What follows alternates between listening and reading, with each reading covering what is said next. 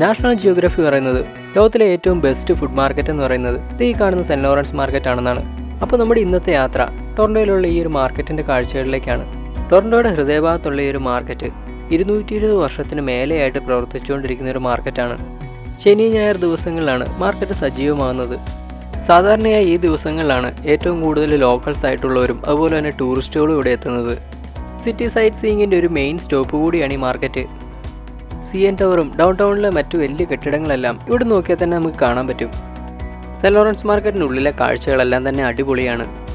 ഇതിനുള്ളിൽ നിന്ന് നമുക്ക് പല വെറൈറ്റി ആയിട്ടുള്ള മീറ്റുകളും ഫിഷുകളും പലതരത്തിലുള്ള ബേക്കറി പലഹാരങ്ങളും ധാരാളം വെജിറ്റബിൾസും വെറൈറ്റി ആയിട്ടുള്ള ഫുഡ് ഐറ്റംസും ധാരാളം ഫ്രൂട്ട്സും പലതരത്തിലുള്ള ഡ്രിങ്ക്സും ധാരാളം ഗിഫ്റ്റുകളും എല്ലാം നിങ്ങൾക്ക് കാണാനും ആസ്വദിക്കാനും മേടിക്കാനും സാധിക്കുന്നതാണ്. ഈ കാണുന്ന മീറ്റ് ഷോപ്പിൽ കുക്ക് ചെയ്ത ഫുഡിൻ്റെ കുറച്ച് സാമ്പിൾസുമായിട്ടൊരു ലേഡി ഇവിടെ നിൽപ്പുണ്ട്. നമ്മുടെ നാട്ടിൽ കാണുന്ന ഇറച്ചിക്കട പോലെയല്ല ഇവിടെ.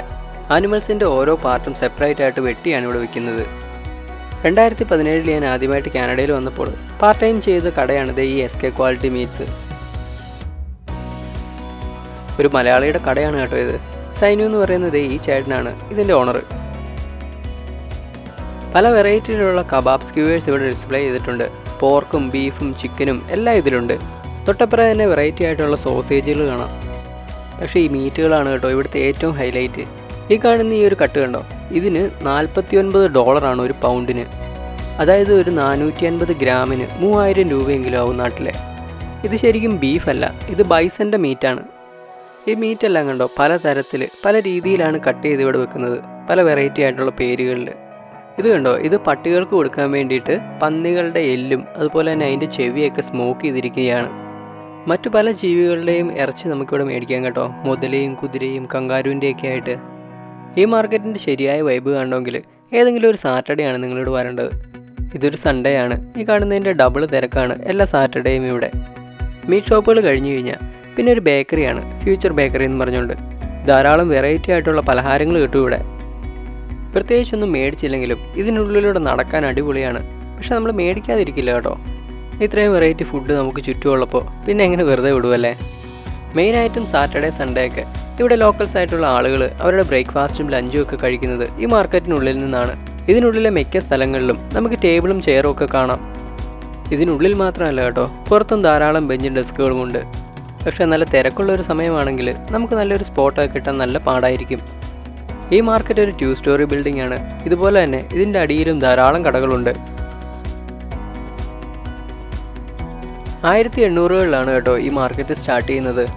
ഇതിനുള്ളിലൊരു ജയിലും അതുപോലെ തന്നെ ഇതൊരു സിറ്റി സെൻറ്ററും ആയിരുന്നു. മറ്റു പല ഹിസ്റ്റോറിക് ഇവൻറ്റുകളും ഇവിടെ നടന്നിട്ടുണ്ട്. ആഫ്രിക്കയിൽ നിന്നുള്ള അടിമകളെ ആദ്യമായിട്ട് കൊണ്ടുവരുന്ന ഈ ഒരു റീജിയനിലേക്കാണ്. പിന്നീട് 1851 അവരുടെ ഫ്രീഡത്തിന് വേണ്ടിയിട്ട് എല്ലാവരും ഒന്നിച്ചു കൂടിയതും ഈ ഒരു ഹാളിൽ തന്നെയാണ്. 1830 സമയത്തൊക്കെ കള്ളുകൂടിയന്മാരായിട്ടുള്ളവരെയും അതുപോലെ തന്നെ ചെറിയ പെറ്റി കേസിലൊക്കെ ഉൾപ്പെടുന്നവരെ ഇവിടെ വെച്ച് അവർക്ക് ചാട്ടവാറടിയൊക്കെ കൊടുക്കുമായിരുന്നു. അതുപോലെ തന്നെ കാണാൻ വരുന്നവരൊക്കെ അവർക്ക് നേരെ പഴകിയ ഭക്ഷണ സാധനങ്ങളൊക്കെ വലിച്ചെറിയുകയും അതുപോലെ തന്നെ അവരെ കല്ലൊക്കെ വെച്ചെറിയുകയൊക്കെ ചെയ്യുമായിരുന്നു. ഇതിൻ്റെ ചരിത്രമൊക്കെ അറിയാതെ ഇതിലുമ്പോഴും നടന്നാലും നമുക്ക് ശരിക്കും ഒരു ഹിസ്റ്റോറിക് ബിൽഡിങ്ങിനുള്ളിലൂടെ നടക്കുന്ന ഒരു ഫീല് നമുക്ക് ഇവിടുന്ന് കിട്ടും. കാരണം ഇവിടുത്തെ ആ ഒരു പഴമ നശിക്കാതെ വളരെ നന്നായിട്ടാണ് ഇവിടുത്തെ സിറ്റി ബിൽഡിങ്ങിനെ ടേക്ക് കെയർ ചെയ്യുന്നത്.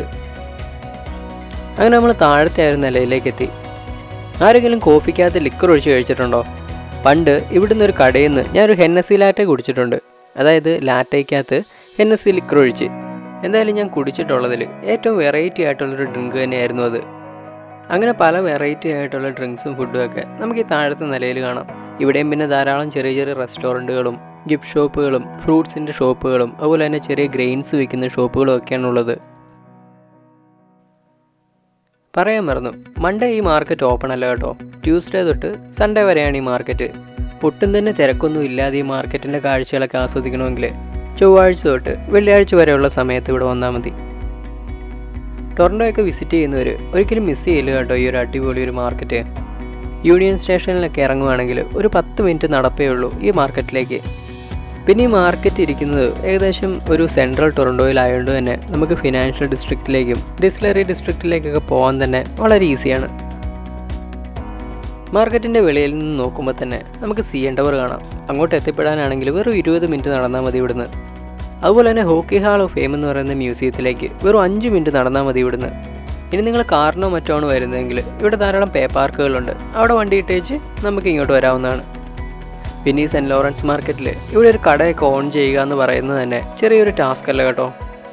ഏകദേശം $14,000 ആവും ഒരു മാസത്തെ റെൻറ്റ്. കടയുടെ വലുപ്പമൊക്കെ അനുസരിച്ചാണ് കേട്ടോ ആ റെൻറ്റൊക്കെ തീരുമാനിക്കുന്നത്.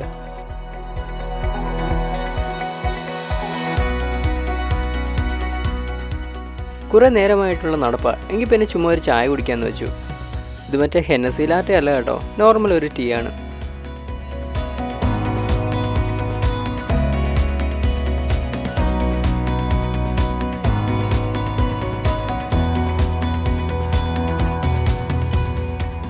ചായയൊക്കെ സെറ്റ് ചെയ്തിട്ട് നമ്മൾ നേരെ മേളിലേക്ക് തന്നെ പോയി.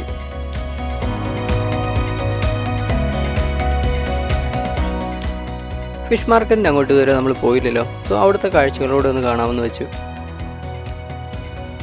അവിടെ നല്ല തിരക്ക് തന്നെയാണ് കേട്ടോ.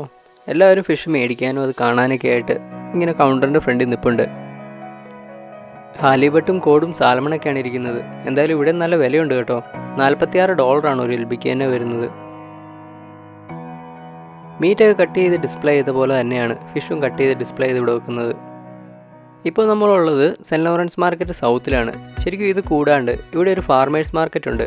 സെൻറ്റ് ലോറൻസ് മാർക്കറ്റ് നോർത്ത് എന്ന് പറഞ്ഞുകൊണ്ട് ഒരു ബിൽഡിങ് ഇതിൻ്റെ ജസ്റ്റ് ഓപ്പോസിറ്റ് ഉണ്ട്. പക്ഷേ എനിക്ക് തോന്നുന്നു അവിടുത്തെ വർക്കൊന്നും പൂർത്തിയായില്ല എന്ന് തോന്നുന്നു ആ ബിൽഡിങ്ങിൻ്റെ.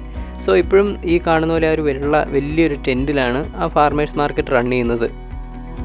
സോ സെൻറ്റ് ലോറൻസ് മാർക്കറ്റിൻ്റെ ആ ഒരു ബാക്ക് സൈഡിലാണ് കേട്ടോ ഈ ഒരു ഫാർമേഴ്സ് മാർക്കറ്റ് വരുന്നത്. നേരെ ഓപ്പോസിറ്റ് ആ ഒരു റോഡ് ക്രോസ് ചെയ്യുമ്പോൾ തന്നെ നമുക്ക് ഈ ഒരു ടെൻറ്റിലേക്ക് കയറാൻ പറ്റും.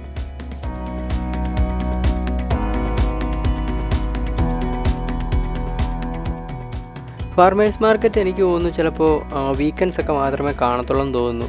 ഈ ഒരു സമയത്ത് ഇവിടെ ലോക്കൽസ് ആയിട്ടുള്ളവർ വന്നിട്ട് ഇവിടെ ആ ഒരു ചെറിയ പോർഷൻ അവർ റെൻറ്റിന് എടുക്കുകയും അവരുടെ ആ ഒരു പ്രൊഡക്ട്സ് എന്താണോ അതിങ്ങനെ സെല്ല് ചെയ്യുകയും ചെയ്യുന്നു. ഇതിനകത്താണേലും ഇവിടുത്തെ ലോക്കൽസ് ആയിട്ടുള്ള ആളുകളും അതുപോലെ തന്നെ ടൂറിസ്റ്റ് ആയിട്ട് വരുന്ന ആളുകളൊക്കെയാണ് ഏറ്റവും കൂടുതൽ ഇവിടെ വരുന്നത്. പിന്നെ ഇതിനുമ്പഴേ കണ്ടുപോകാനും നല്ല രസമാണ്.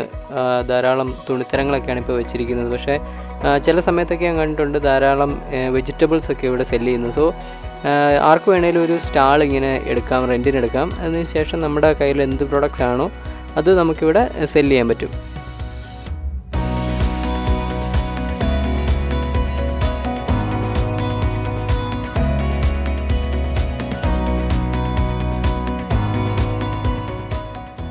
ആളുകളൊക്കെ ഷോപ്പ് ചെയ്ത് എൻജോയ് ചെയ്ത് ഇതിനുള്ളിൽ നിൽക്കുന്നത് കാണാം. എന്തായാലും ഈ രണ്ട് മാർക്കറ്റിലെ കാഴ്ചകളൊക്കെ അടിപൊളിയായിരുന്നു. അപ്പോൾ ടൊറൻറ്റോ വിസിറ്റ് ചെയ്യാൻ വരുന്നവർ ഉറപ്പായിട്ടും കണ്ടിരിക്കേണ്ട സ്ഥലമാണ് കേട്ടോ ഈ സെൻറ്റ് ലോറൻസ് മാർക്കറ്റും അതുപോലെ തന്നെ തൊട്ട് താഴെ ഇരിക്കുന്ന ഈ ഒരു ഫാർമേഴ്സ് മാർക്കറ്റും. അപ്പോൾ ഞങ്ങളുടെ ഈ ചാനലിലെ വീഡിയോ നിങ്ങൾ ആദ്യമായിട്ടാണ് കാണുന്നതെങ്കിൽ മറക്കാതെ സബ്സ്ക്രൈബ് ചെയ്യണം കേട്ടോ. അതുപോലെ തന്നെ വീഡിയോ ഇഷ്ടമായിട്ടുണ്ടെങ്കിൽ നിങ്ങളുടെ വിലയേറിയ അഭിപ്രായം ആ കമൻറ്റിലൂടെ ഒന്ന് അറിയിച്ച് ഒരു ലൈക്കും ഒരു സപ്പോർട്ടൊക്കെ തരണം കേട്ടോ. അപ്പോൾ അടുത്ത ആഴ്ച മറ്റൊരു വീഡിയോയുമായിട്ട് കാണുന്നിടം വരെ എല്ലാവർക്കും ബൈ.